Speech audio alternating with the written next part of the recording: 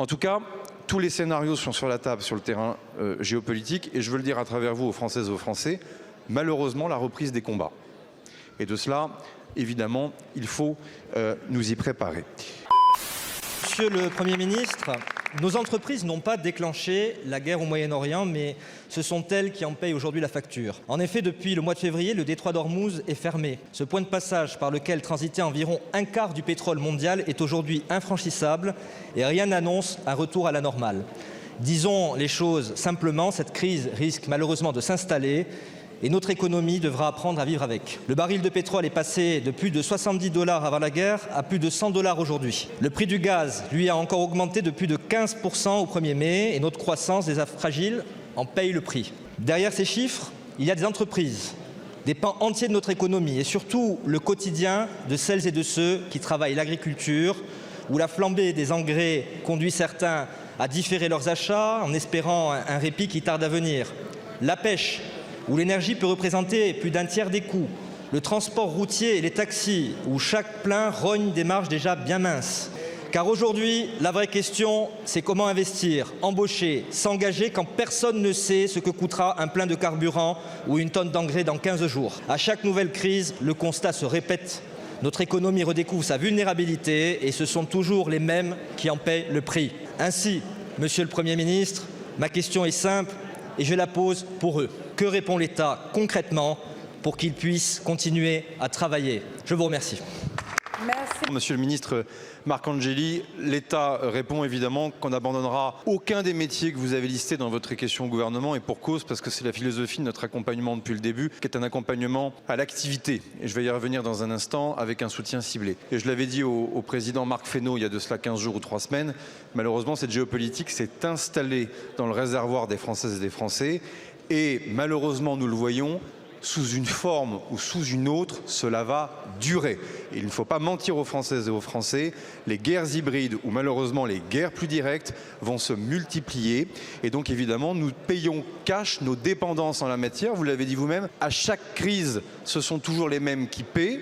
C'est vrai, même si, heureusement, si j'ose dire, par rapport à la guerre en Ukraine, ce n'est pas complètement la même problématique, le même enjeu que nous avons devant nous, parce que la guerre en Ukraine présentait une crise de volume, d'accès à l'énergie, d'accès au gaz, là où cette crise du transport maritime, pour l'instant, et heureusement, les infrastructures de production de pétrole n'ont pas été touchées autant qu'on pouvait le redouter au début du conflit, fait que nous avons une crise d'une inflation importée sur l'énergie. En tout cas, tous les scénarios sont sur la table sur le terrain géopolitique et je veux le dire à travers vous aux Françaises et aux Français, malheureusement la reprise des combats.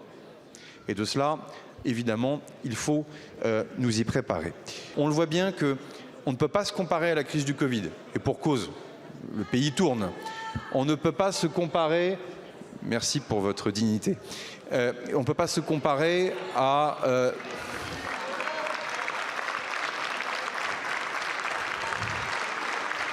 Même quand un sujet est grave, mesdames et messieurs les députés de la France Insoumise, vous allez chercher la querelle et le désordre. Voilà. Merci pour votre contribution au désordre, une fois de plus, dans cet hémicycle.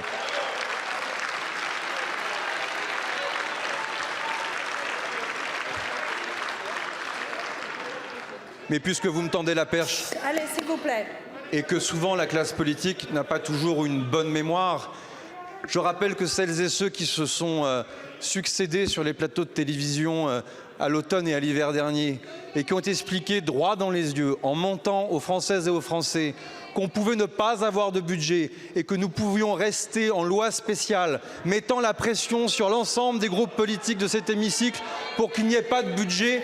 S'il n'y avait pas de budget, il n'y aurait pas d'aide. S'il n'y avait pas de budget, il n'y aurait pas d'accompagnement, ni pour les pêcheurs, ni pour les agriculteurs, ni pour le BTP, ni pour les transporteurs. S'il n'y avait pas de budget, il n'y aurait pas de loi de programmation militaire. S'il n'y avait pas de budget, il n'y aurait pas eu une niche de relance pour le logement.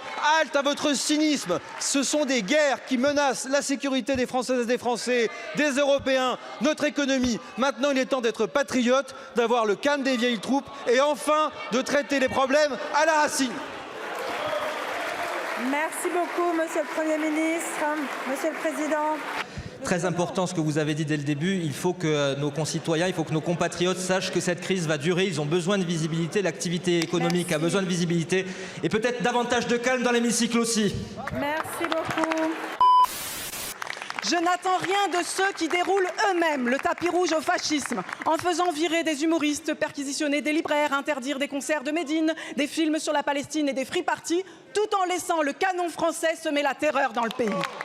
Dans moins d'un an, le peuple de France respirera de nouveau. Avec Jean-Luc Mélenchon, nous démantèlerons l'Empire Bolloré et reconstruirons le service public de la culture pour toutes et tous. Ma question s'adresse à Monsieur le ministre de l'Éducation nationale. La mémoire de Samuel Paty s'impose à votre administration, Monsieur le ministre, pour ne pas reproduire les mêmes erreurs.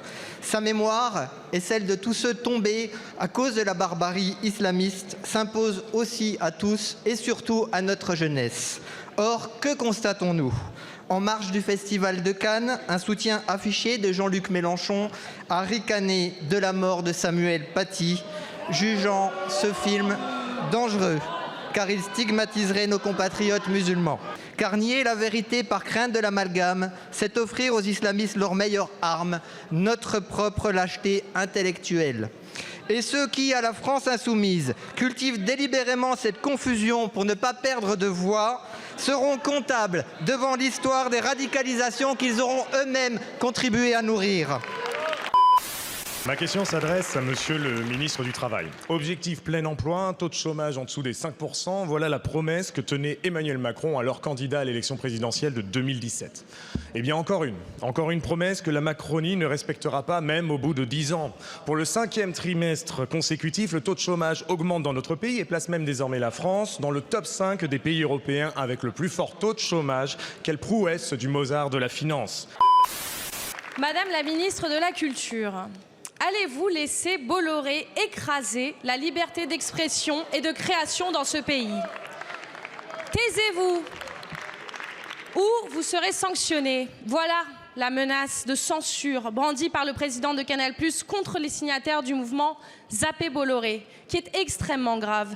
Une menace directe et inacceptable contre des artistes, des professionnels de la création. Et j'ai été assez inquiétée de vos précédentes réactions. Être un financeur incontournable du cinéma autorise-t-il à imposer le silence à ceux qui veulent s'exprimer? Autorise-t-il la censure? L'État n'a-t-il pas son mot à dire quand notre souveraineté culturelle est en danger? Votre réponse et vos réponses précédentes nous inquiètent parce que j'aimerais savoir, Madame la Ministre, votre position. Fondamentalement, considérez-vous que ce qui s'est passé est choquant ou pas? Avez-vous conscience de la menace démocratique qu'il y a derrière? Aujourd'hui, le cinéma français fait notre fierté, il rayonne dans le monde entier. L'État doit être le garant de la liberté d'expression. L'État est le garant de la liberté de création. Il doit être le garant de notre souveraineté culturelle et la concentration économique dans ce secteur, c'est la mort de la diversité et de la richesse créative. Le Rassemblement national promet déjà de supprimer le CNC, de privatiser France Télévisions s'ils arrivent au pouvoir. Jusqu'où allez-vous laisser prospérer l'Empire Bolloré et avec lui la menace qu'il fait planer sur ce qui fait la fierté de notre identité française? Madame la Présidente, Madame la députée, vous m'en voudrez de me répéter, je crois, mais dans une période comme celle-ci, je crois que